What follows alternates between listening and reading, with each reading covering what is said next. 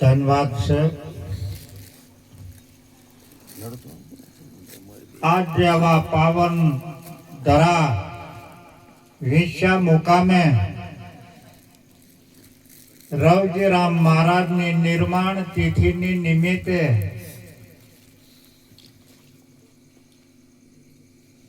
દૂર દૂરથી આજે સંતો અહીંયા પધાર્યા અને પાવન પગલા આજે જે ઘરના આંગણે પડ્યા એને ધન્યવાદ. કારણ કે સંતોએ સત્સંગ તો ઘણો પીરસ્યો છે,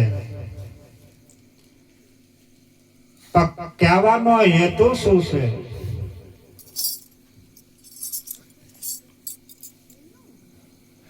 કારણ કે આ કર્મની ભૂમિકા અને મરતું લોકમાંથી બહાર નીકળી જવું એ મહત્વનું છે. કારણ કે જ્યાં સુધી આપણા સદગુરુના શરણે નહોતા ગયા ત્યાં સુધી મરતું લોકમાં અને કર્મની ભૂમિકામાં,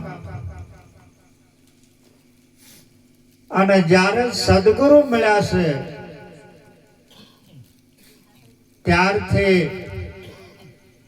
આપણને સદગુરુ આ જ્ઞાનની ભૂમિકામાં લઈ ગયા છે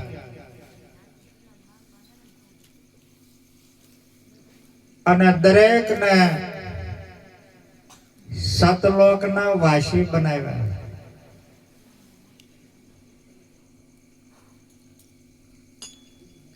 કારણ કે જ્યાં સુધી કર્મની ભૂમિકામાં હતો ત્યાં સુધી આ મન હું છું, બુદ્ધિ હું છું, આ ઇન્દ્રિયો હું છું અને આ દેહ રહ્યો એ હું છું. પણ સદગુરુએ આ ભૂમિકા વાળંગી અને જ્ઞાનની ભૂમિકામાં લઈ ગયા ત્યારે આપણને બધાને ખબર છે કે બ્રહ્મ હું છું, બ્રહ્મ હું છું, આત્મા હું છું, બ્રહ્મ પરમાત્મા પણ એ હું છું.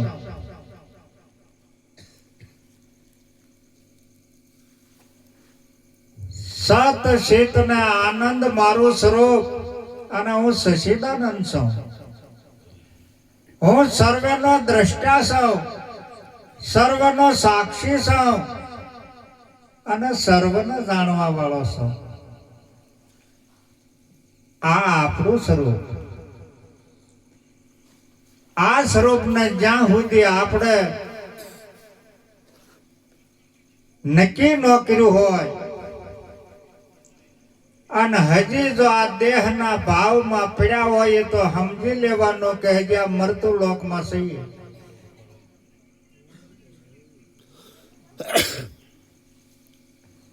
આ મરતું લોકમાંથી બહાર કાઢે અને સદગુરુ પરમાત્મા આપણા સ્વરૂપનો અનુભવ ક્યાં સુધી કરાવે છે?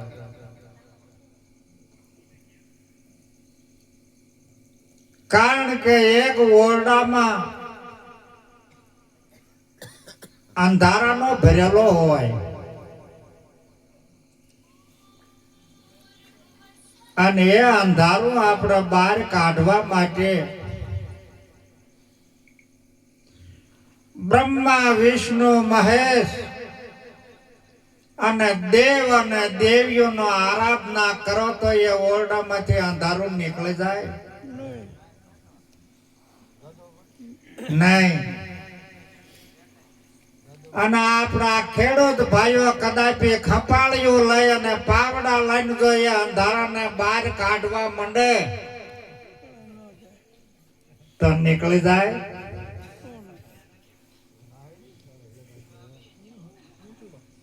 પણ એ ઓરડામાં એક જો જોત જો પ્રગટ કરો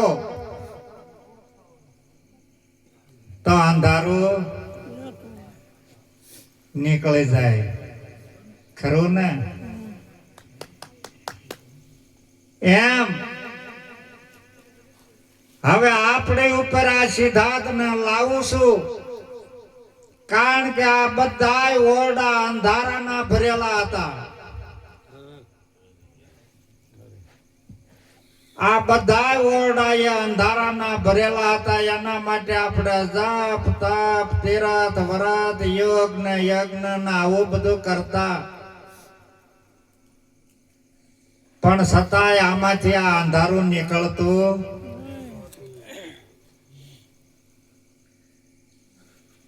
આ અંધારું જયારે સદગુરુએ જ્ઞાન રૂપી જ્યોતને પ્રગટ કરી,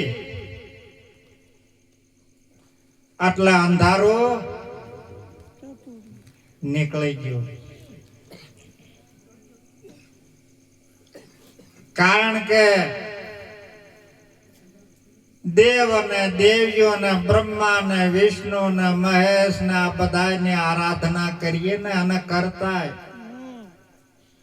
પણ છતાંય આ અંધારું નીકળતું નહીં.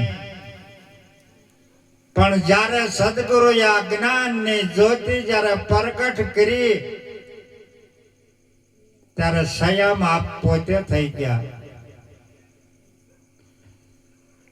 સ્વયં પ્રકાશી.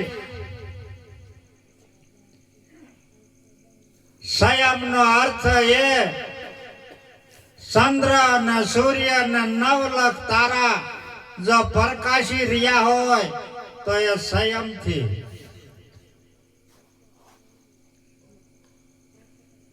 આખું વિશ્વ જે બધું જો ઝળકી રહ્યું હોય તો એક આ સ્વયં થી.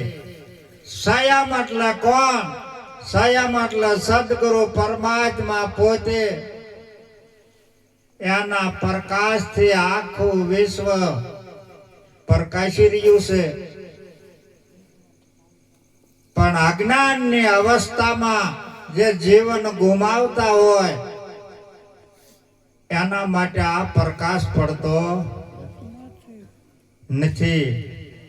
આ તો જ્ઞાની, અને જ્ઞાન જેને થઈ ગયું છે કે હું સ્વયં છું, હું બ્રહ્મ પોતે છું, હું આત્મા પોતે છું, હું પરિબ્રહ્મ પરમાત્મા પોતે છું, હું સર્વનો દ્રષ્ટા છું અને સર્વનો સાક્ષી છું. આવી જ્યારે નિષ્ઠા અને દ્રઢતા જ્યારે આવી જાય છે, ત્યારે પોતાનો સંયમ જ છે, એ સિવાય બીજું કશું નથી.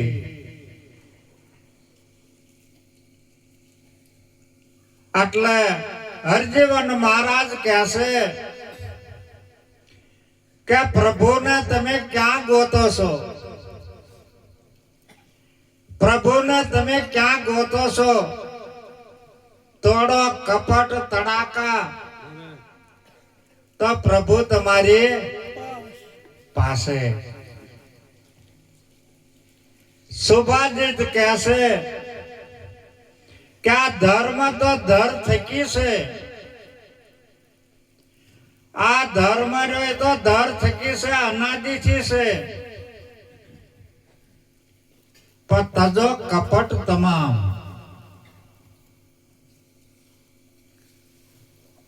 તો પ્રભુ પાસે છે, સંયમ જ છે.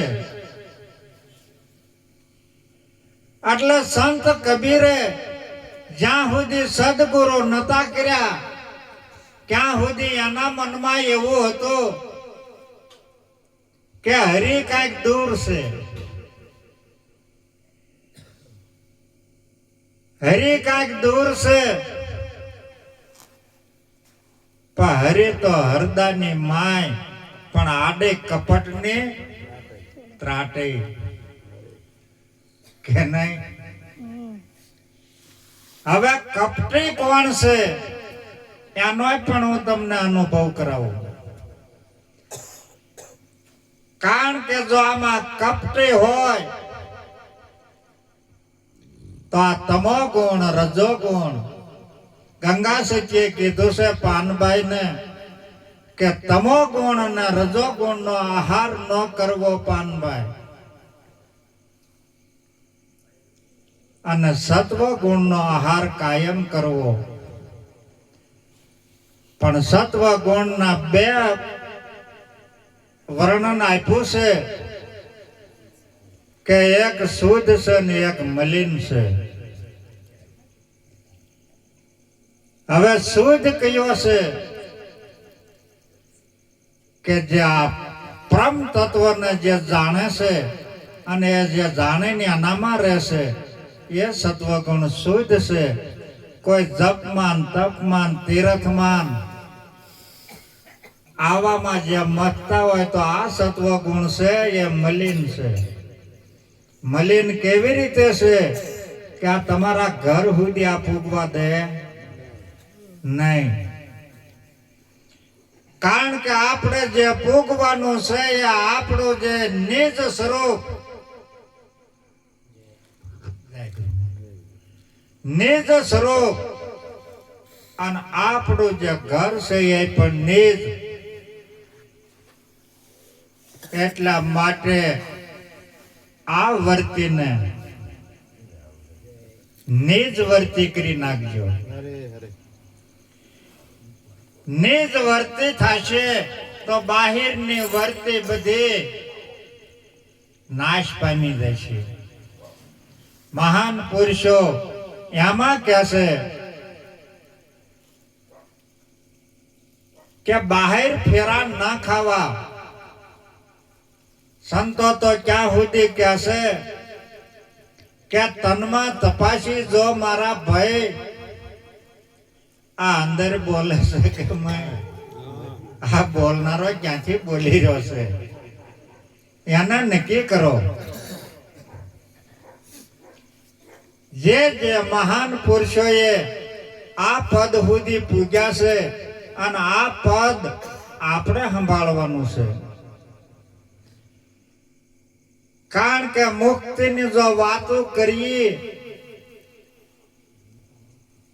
તો હવે કોઈ મુક્તિની આશા કરતા સદગુરુના શરણે હાલ કર્મથી છોડાવે અને સદગુરુના શરણે જન્મ અને મરણ અને જમના દાવા છૂટી જાય. જન્મય નહીં ને ક્યારેય પણ જન્માય નથી અને ક્યારેય મર્યાય નથી. અને જો આટલા બધા બેઠા છે જો કોઈને જો યાદી હોય તો હું આ બેઠો છું રજૂ કરો કે હું આ જન્મો તો કે હું આપણે 84 ની વાતો કરીએ છીએ કે 84 લાખ અવનીમાં ભટકતો ભટકતો ભટકતો આવ્યો. પણ એ વાત નથી. કારણ કે આત્મ તત્વ છે એ અજર છે અમર છે અને અવિનાશી.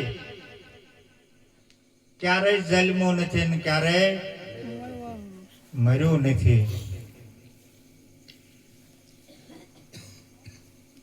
જો આત્મ તત્વ જો પોતે પોતાને જ જો જાણી ગયો હોય ને પોતે પોતાને જ ઓળખી ગયો હોય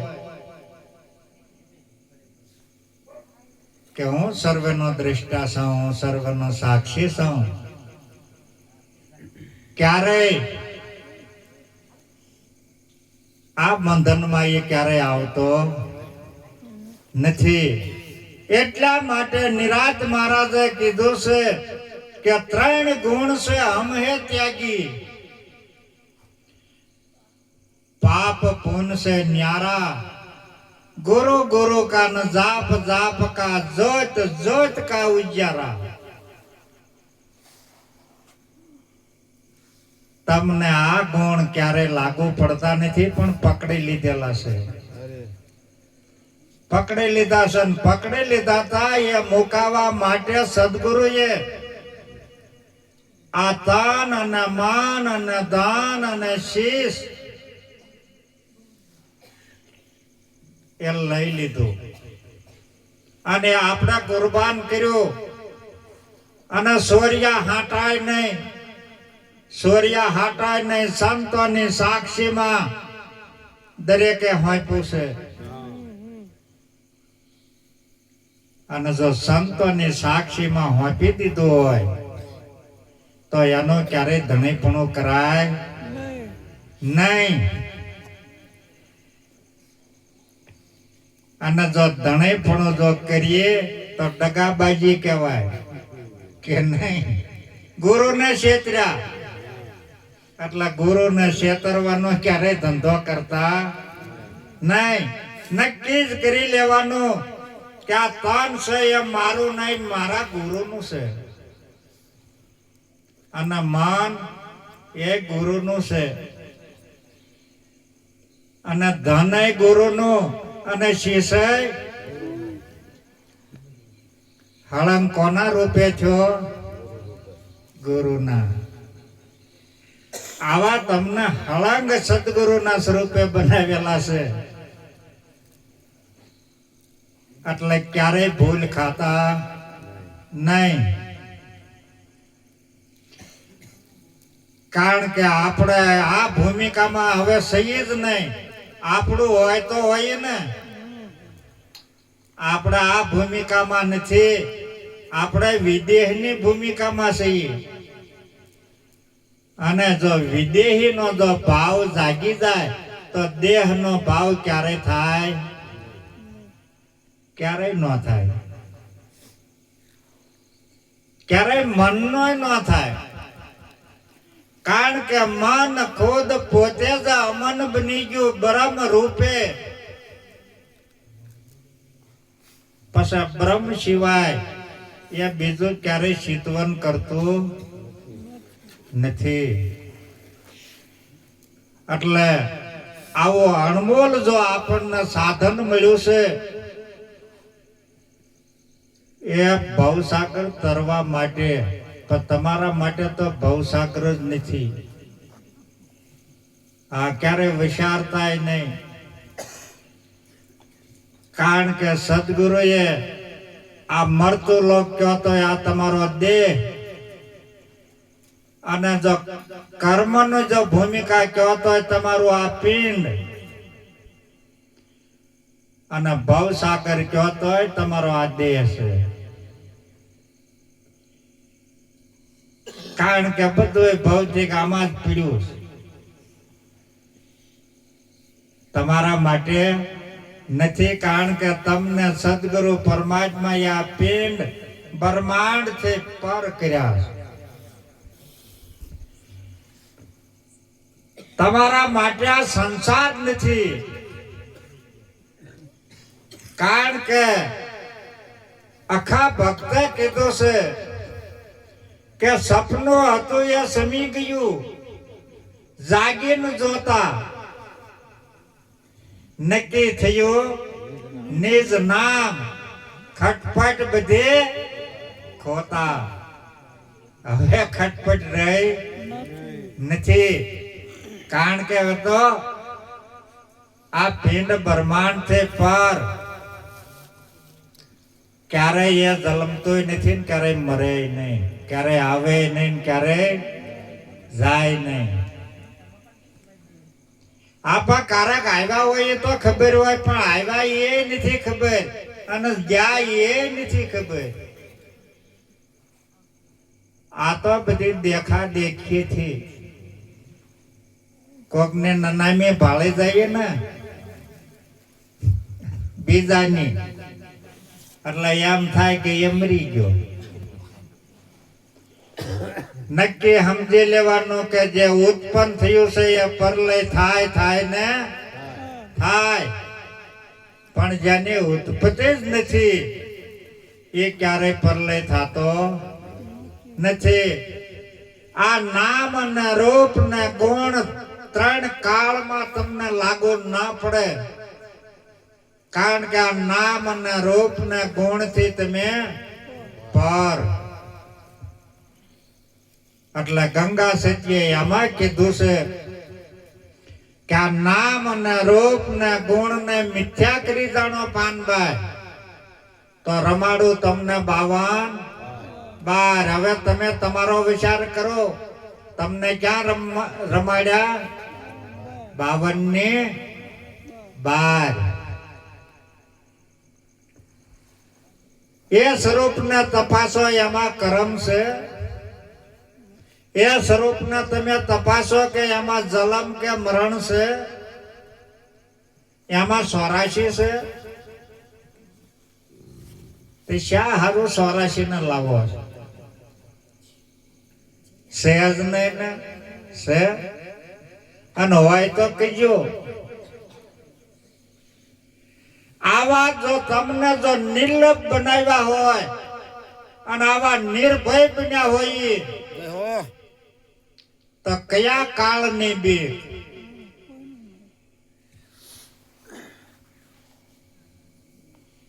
કાળનો કાળ મારો સદગુરુ પરમાત્મા છે. એ કાળનો કાળ કાળને પાછો ઠેલી મૂકે. આવા નિર્ભય બની અને આનંદ માણો. કારણ કે સદગુરુના દેશમાં આનંદ સિવાય બીજું કશું છે નહીં. એટલે ગંગા સતીને કહેવું પડ્યું છે કે પિંડ બ્રહ્માંડ થી પર છે ગુરુ પાનબાઈ. એનો દેખાડો તમને દેશ. તમને કયો દેખાડ્યો એ નક્કી કરજો. એનો ઈજ ને. કોઈ જો કહેતા હોય કે સદગુરુના શરણે આ દેહ સહિત જાઉં છું તો એ વાત હજી જૂઠી. કારણ કે સદગુરુના દેશમાં તાન અને માન ને દાન ને શીશ ની કુરબાની કરીને વિદેહી થવું પડે. શું થવું પડે? વિદેહી. સદગુરુનો દેશ કેવો છે? વિદેહી. આ જ્ઞાન રાજા જનક ને તરત થયું.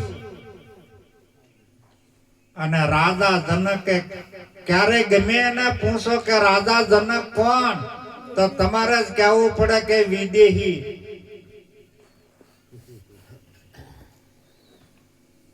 એટલે વિદેહનો ભાવ કેળવો, આનો પ્રેમ લાવો, એનો ભાવ લાવો. જેટલો જેટલો તમારો પ્રેમ ને જેટલો જેટલો તમારો ભાવ,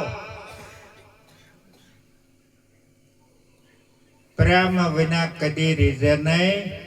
કીર્તાર હુનર કરે ભલે 1000. પ્રેમ એ ભક્તિ છે. કરવાની ન હોય થઈ જાય ને. અને ભાવ એ તમારું ભજન. કરવાનું ન હોય તમારો ભાવ ને પ્રેમ. આજ જો તમને જો આંખ ખેંચીને જો લાવ્યા હોય તો એ ભાવ લાવ્યો છે. અને આજે જો તમે અહીં આવ્યા હો તો આ પ્રેમ ને લઈને અહીં આવ્યા છો. ભક્તિ થઈ ગઈ કે કરવી પડે? એના માટે માળાના મણકા ના ફેરવવા પડે. ભક્તિ સહેજમાં થાય, ભજન સહેજમાં થાય, ભવસાગર સહેજમાં તરાય. અને સદગુરુ મળે તો સહેજમાં. કોઈએ જો આ સદગુરુ માટે કોઈએ જો જપ કે તપ કે કાંઈ કર્યું હોય તો અટાણે મને કહો કે હા અમારા ગુરુ મેળવવા માટે મેં તપ કર્યા, ઊંધા માથે લટક્યા. તમને જો સદગુરુ મળ્યા હોય તો સમજી લીજો ઘરે બેઠા. તમે સદગુરુને ગોતવા ક્યારેય નથી ગયા. તમને સદગુરુ ગોતતા ગોતતા આવ્યા કે ક્યાં આ મારો હૂતો છે કે નહીં, આ મારો ક્યાં હૂતો, એને જઈને જગાડું.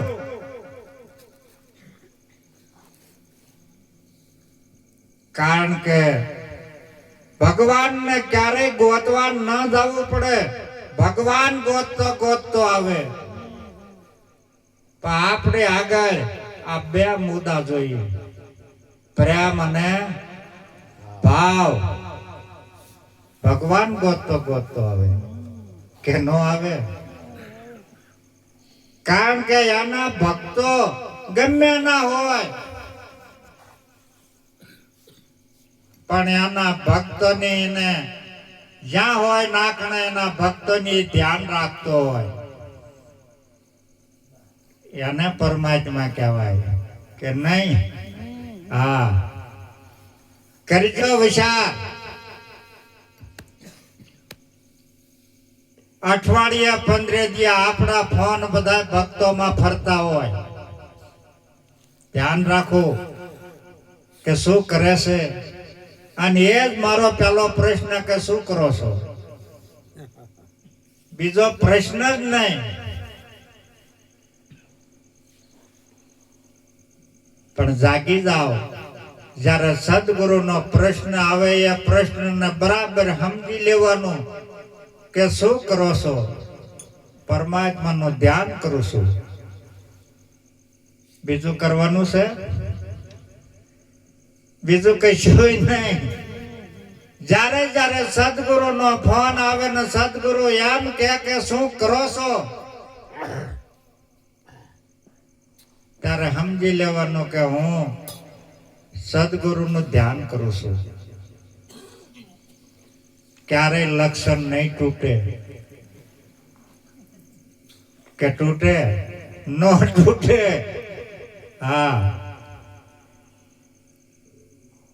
આવો જયારે લક્ષ્ય જયારે બંધાઈ જાય, પરમાત્મા જરાય પણ જુદો છે નહીં. એટલે નિરાજ મહારાજે કીધું છે કે હરતા ફરતા ધંધો કરતા ધ્યાન હરિનું સદગુરુનું ધ્યાન ધરવું. નિરાજ કહે છે આ નિષ્ઠાનું ફળ છે, અધર્મ નો અસરવું. કારણ કે અધર્મમાં તો આપણે પીડ્યા હતા, પણ સદગુરુ પરમાત્માએ આ ધર્મની રીતિમાં લાવ્યા છે. આ ધર્મની રીતિ દરેકને માટે શાંતિ આપવા વાળી છે.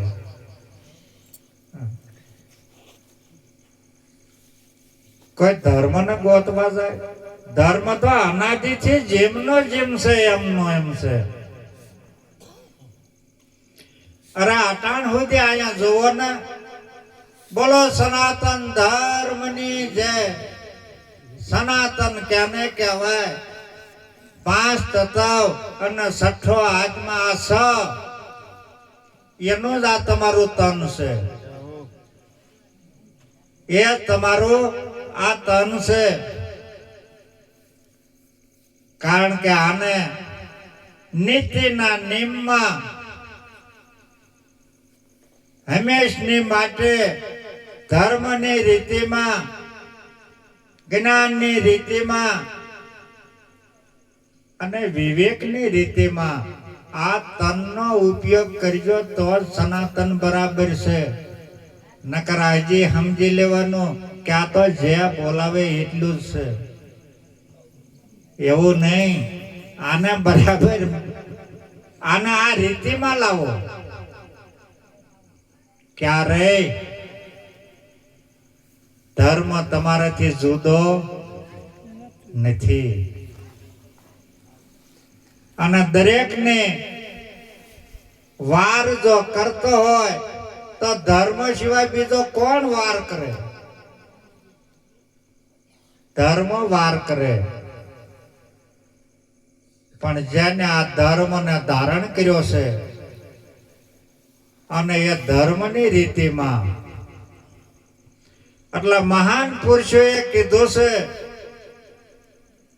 કે અનીતિનો ત્યાગ કરી દે, નીતિના નિયમમાં આવી જાય. અધર્મને છોડી દે અને ધર્મની રાહ પકડી લે. અજ્ઞાનનો ત્યાગ કર અને જ્ઞાનની ભૂમિકામાં આવી જા. અવિવેક છે એને છોડી દે અને વિવેકમાં આવી જા. જ્યારે વિવેક સર જ્યારે જીવન બની જાય, આવું સત્યમય જીવન બની જાય, અને આટલું જો આપણા વર્તમાનમાં આવી જાય તો આ સિવાય આપણે બીજું શું કરવાનું છે? કયો